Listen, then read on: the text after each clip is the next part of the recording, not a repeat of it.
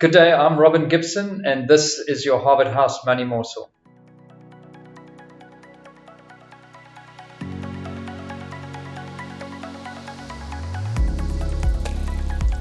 Welcome back. Please don't forget to like, subscribe to our channel by pressing the red button. Click the bell to make sure that you get the notifications of when we are releasing a new video. We're sitting not in Howick. You'll probably recognize we're not in the studio. We're actually in a conference center in Cape Town. Willie and I have been hosted by BCI, who is our partner with the unit trusts, and we have attended a conference where some of the top investment managers around the country have been presenting on their views and outlooks on both equity and bonds. And so I'm going to ask Willie, what have been your key takeaways from the conference so far? Yes, good morning from a sort of rainy Cape Town. Robin, what was interesting in the conference, we read lots of stuff and we get some stuff through, but what was nice was in person, and you can read body language from the presenters and so on. So I think the one thing that I did pick up was we are in unprecedented times. It's been confirmed everywhere because we've been hit by all sorts of things, and markets is in free fall in principle.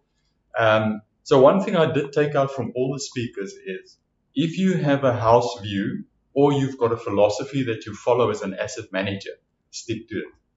And that came through quite a few times. You can't suddenly become a value investor or a growth investor or abandon your the Harvard House philosophy of it's all about income or so, and you just can't.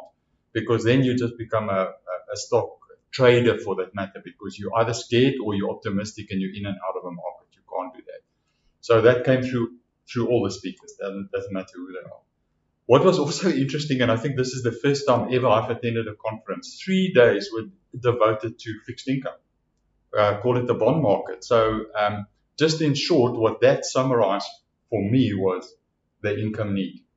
People are still looking for income in whatever form you can get it, and obviously I think why they've emphasized the fixed income market during these 3 days were a little bit of less volatility, but they all did say be careful if you think you're suddenly moving into fixed income to avoid inflation. Be careful if you want to do it that way. That's not the answer.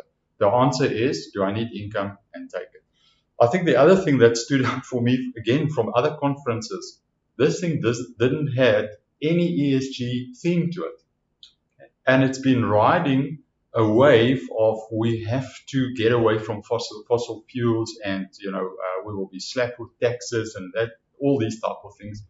And that was not the theme. The theme was actually the markets were forced into ESG decision making. We had funds created to follow this pattern and so on. And suddenly the world realized, but hang on, we still rely more than 80% on fossil fuel as a form of energy. And it will take time to move to renewables. And I think what came through for me from speakers were companies will start putting more focus on renewables, but in a better thought through process. The investment, the duration of these things is not going to happen overnight. So that will take time. It will still allow us to make decisions as to which company is better than the other one, but it's not driven by ESG. That was the thing I took out. And then some other interesting concepts that came out was we invest in companies, not in countries. So if we think the US, are they going into a recession? Yes or no? That's a topic. Is China coming through? There was a bit of emphasis that don't forget about China. Yes, they had all these regulations and now they're going into this massive lockdowns and things, but we're not investing in those countries. We're not investing in South Africa, call it the company South Africa. We're investing in companies, and that's a theme that came through. And then, the consistency and the reliability of quality companies. Call them a BTI, call them a Johnson & Johnson, L'Oreal international company or whatever, but there's always a place for the consistency, the see-through on earnings, despite bad times like we're in at the moment, is stick to those quality, stick to the income, and ride it through. Another theme that sort of came through is despite SA, despite the load shedding, despite the floods, despite systems that doesn't work, we still have quality companies listed on the JSE. So yeah, that was another theme that came through for me.